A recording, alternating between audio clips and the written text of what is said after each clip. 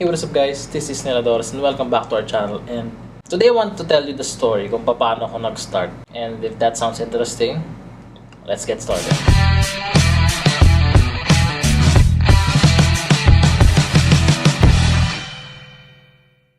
So nag-start ako ng business around 2016. Back then, the reason talaga kung bakit ako nag-start ng business is because I want to quit seafaring early.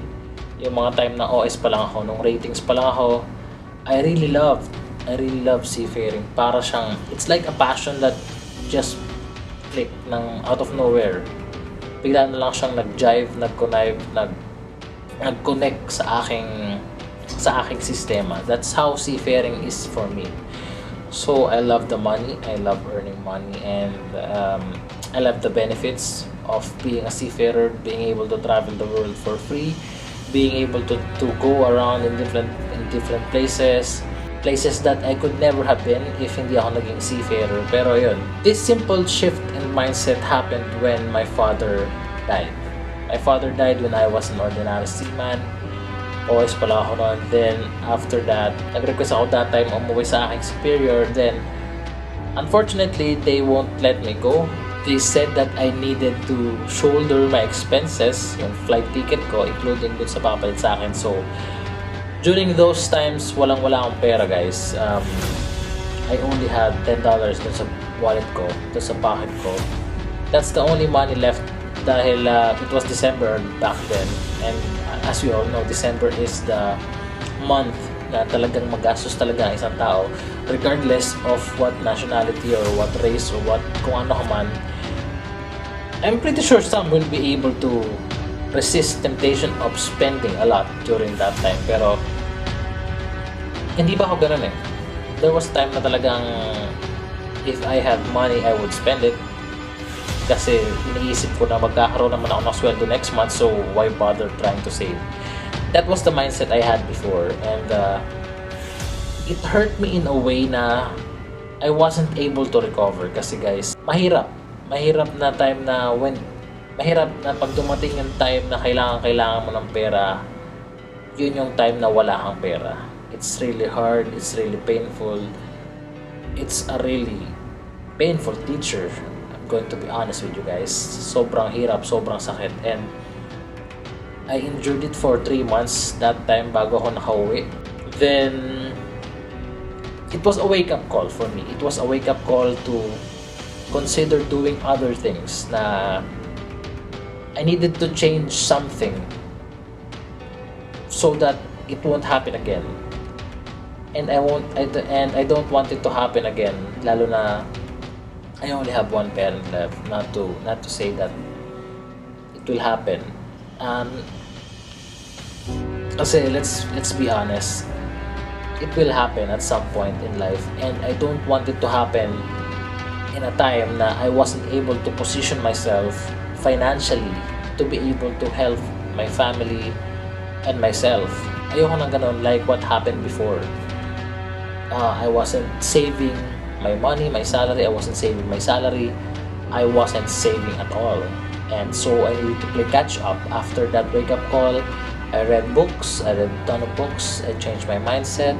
I changed the way I lived. I changed the way I save. I changed the way I treated money. And I treated money as a tool na to get the other things that I needed. So marami sa akin nagsasabi na, why are you buying a camera? Why are you buying lens? Why are you buying microphones? Why are you buying all this stuff, all this shit for your silly passion daw, for your silly hobby? For me, it's not a hobby. For me, it's a way of converting my salary into a different possibility. Ito lang guys if marunong kang gumamit ng camera, if you're really talented, if you're really skillful at using the camera, there's a lot of opportunities that would be possible. Pwede kang maging photographer, you can sell your pictures, you can sell your service, and also you can sell your products. Like magtayo ka ng ibang mga, if some point in time dumating yung time na nag-endorse ka na ng brands, you can give it a shot. You can sell the products. You can also make videos. Pwede kang mag-diversify. Pwede kang pumasok sa YouTube. Pwede kang TikTok, mag-Snapchat, whatever. Anything that you can be creative with. it's a very important tool right now, lalo na ngayon sa ating time na we are going to an age of digital marketing and online businesses. So, you cannot blame coronavirus kasi dati pa lang nakita ko na our path would be this road. Yung coronavirus na ay nag-trigger to make this event happen earlier. So, I do not blame coronavirus and it's happening right now. This is where we lived at. So, that's my story. And after that, nag-start ako ng apartment. Nagbuha ako ng apartment. I saved kasi wala pa akong idea that time kung ano talaga yung gagawin kong business after my father died. So, all I can think about was to save and read books. Pero at the same time, I'm still afraid of risking my money. I'm still afraid of making calculated risk. I'm still afraid. So, ginawa ko, I asked help from my mom and I asked her kung ano magandang business and she said apartment would be a doable thing considering the fact na it's a physical asset. So, alam mo talaga na nandun siya. Regardless of what will happen, you will know na nandun yung apartment mo and you can always replenish yung mga nagre-rent sa apartment.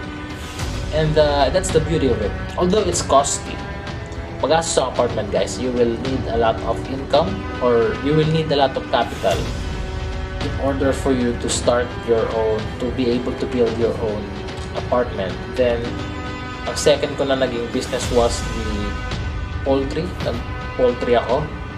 Then, yung aking poultry is a little bit of a side businesses. Di ba ako na pumapasok big time because I don't really know the game of the poultry. Pero, I'm trying to poke it. Sinusundot ko siya. I want to learn. I want to get a feel kung ano yung papasukin ko if ever I try to go full time sa business na yun. So, pumasok ako ng agriculture, ng poultry and agriculture. Agriculture, I had a little bit of background kasi my father is a farmer. My father's father is also a farmer, so may idea ko when it comes to agriculture. And it wasn't really that hard of a transition para makuha ko yung idea ng father ko. Although the management part was difficult kasi lagi akong on board. I'm still working kasi I wanted to have different streams of income. I don't want to depend too much on the business na hindi pa stable yung ibang businesses. So, for me, in order for a business to grow, you have to continuously trying to water the plant. What I mean by that is, there will be like a span of time na wala talagang may yield yung business. You will always put effort, you will always put capital sa business na yun in order for it to grow. Kailangan mo mag-supply ng stocks, kailangan mo maglagay ng workers, ng mga cashier, ng mga crew, and kailangan mo rin mag-gain advertisements. So those are little things na I always consider, and if the business is not earning that much at the start, tapos dun ka pa kumukuha ng inyong income, then sooner or later the business will collapse. So I don't really recommend doing that. Pero if you have a higher background than me when it comes to business, then, and especially if you know what you're doing, then go ahead, you can do what you want. You can give it a shot, you can give it a try. Pero nevertheless, for me, I think that's how I want to do things. I want to build business while I am still on board. So by the time na I decided to stop working on board, I decided to retire, my business have already grown roots. The roots are strong enough, it can hold itself, and it can also carry me as well.